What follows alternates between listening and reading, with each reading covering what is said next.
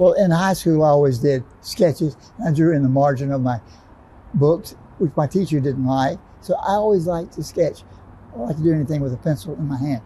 So then when World War II came along, I was in World War II. Remember that one? It was in all the papers. When it was over, soldiers were given something called a GI Bill. So many years they could go to school for free. So I had 2 years on my GI Bill. And I decided to go to Kansas City Art Institute for 3 months and do the rest of it in Paris. The way I would describe David and our relationship is that I did get to see the offstage David Adickes. And we had quiet moments together. My name is Linda Wiley. Officially, I am the executor of David Adickes' estate. Unofficially, I was his sweetie for over 32 years.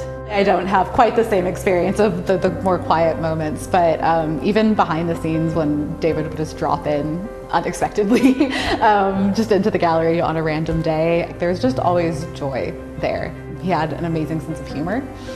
He would always have a joke anytime he came in here. To be honest, I think he started this joke the very first time I met him, but every time he would leave, it was always, okay, I'm putting you in charge, I'm gonna make sure you turn off the lights, get everything shut down, you're good to go.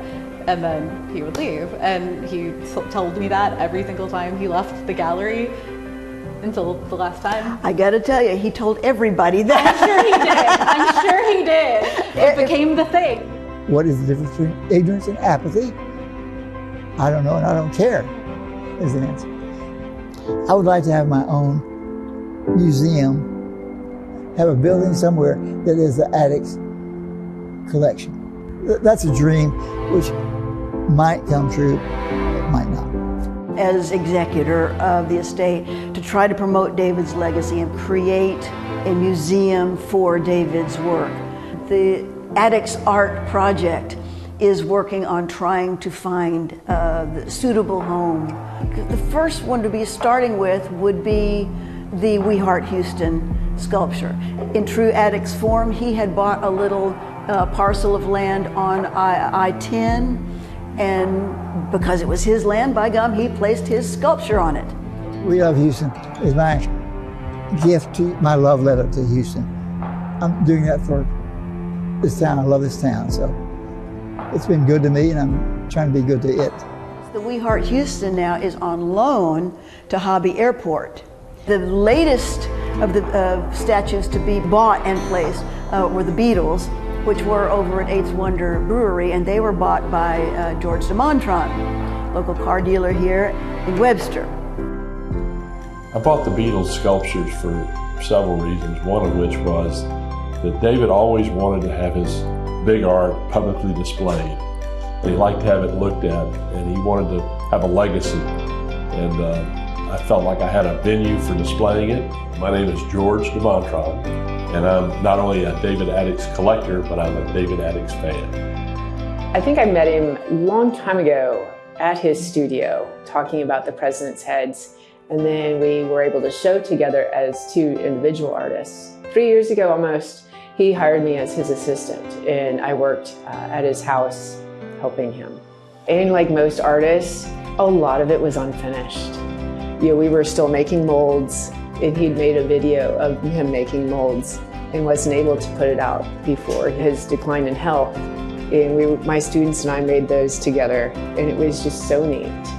So to be able to kind of carry it forward, I think he'd be very happy with the legacy he's left.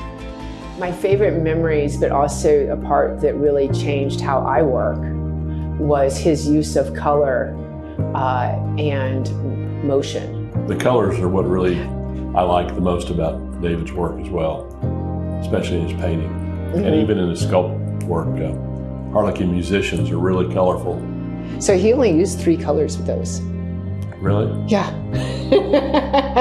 I had to go back and look at everything, and then I was like, oh my gosh, he used red, yellow ochre, and black with white. And then he made all those colors.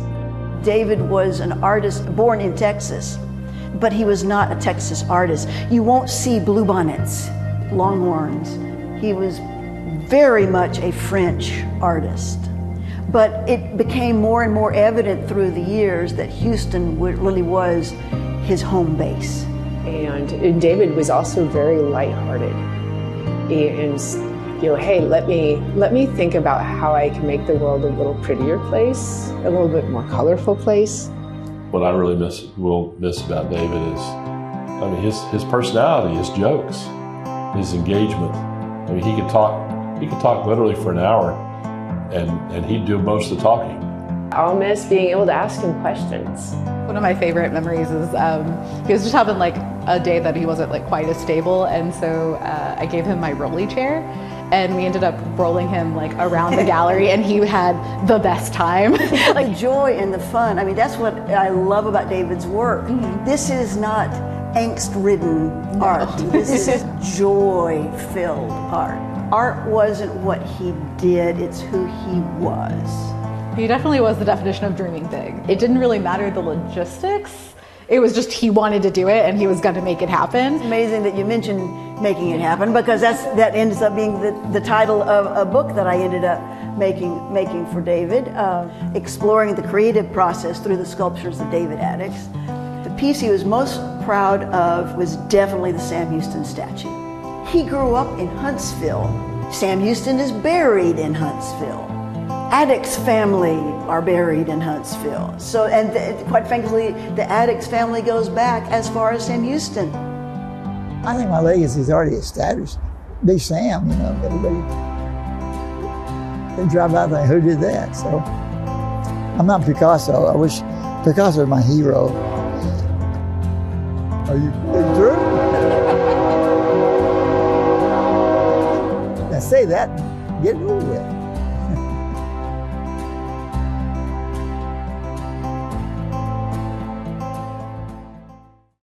What an incredible life and career he had. And so many gifts he gave to the city of Houston. Anytime I'm on I-10 and I take the downtown exit, there are those presidential busts right off the side of the freeway, and I always think of David. Oh my gosh, and I just saw the Beatles exhibit it's not an exhibit, that now live in Webster. Off 545 at Demontrond. Awesome. Yeah, awesome. Truly a legend. And interesting coincidence, he passed away last year on 713 Day. How Houston July is that? 13th. That is so Houston. So Houston. Well, thanks so much for everyone who sat down to chat about his life. And for a link to follow the conservation efforts preserving his art, you can visit our website, HoustonLife.tv. Look for that Scene on Houston Life section. Yeah.